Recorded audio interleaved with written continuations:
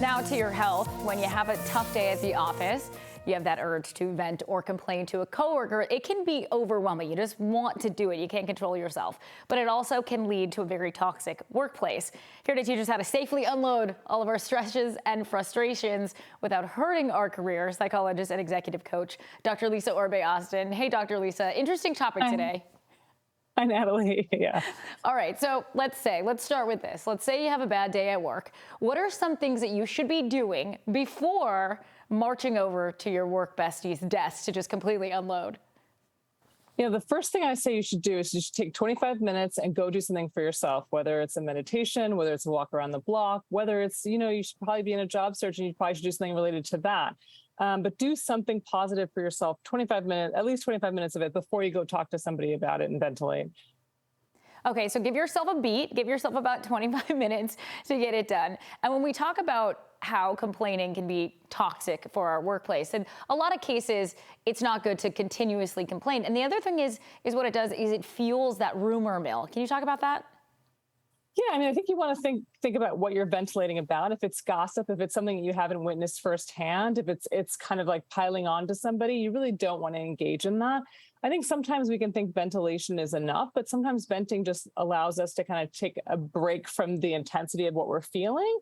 And then we do nothing about it. So the ventilation can actually be a problem for you if you're actually not doing anything to action what is actually causing you the problem. So you should return that complaining with some action. I mean, when we talk about work here, Lisa, the reality is we all have work gripes, right? Something is always not right. How do we pick, though, in our office, the right person to confide in? Yeah, you want to think about somebody who's not necessarily contributing to the gossip mill, somebody who's not sharing gossip with you, even if it's fun, even if it feels like it contributes to the gripes that you have. You want to make sure that you're not getting that information from them, because then they're probably sharing your information as well. And you want to think about somebody who's grounding for you, helps you put your feet back on the ground, and potentially helps you think about what strategically you can do about this, not just ventilate and kind of add on and pile on and make this worse.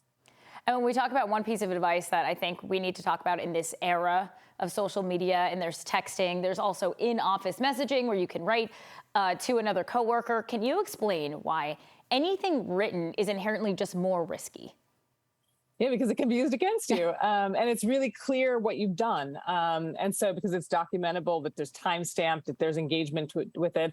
So I think it's really important that you don't engage in this, even on private Slack channels or texting. It's really important that you stay away from all kinds of written communication regarding this. Better to do it verbally, and also to not do it on any kind of work-related devices. So I think it protects you in the end.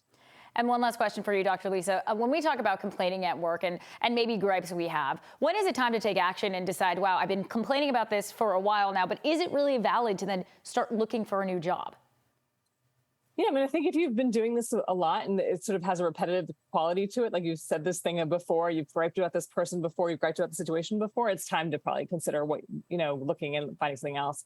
Because it's not going to get better if you've been complaining about it over and over again and there's nothing changing.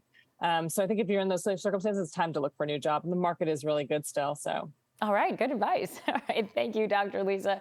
I'll try to keep my complaints to a minimum.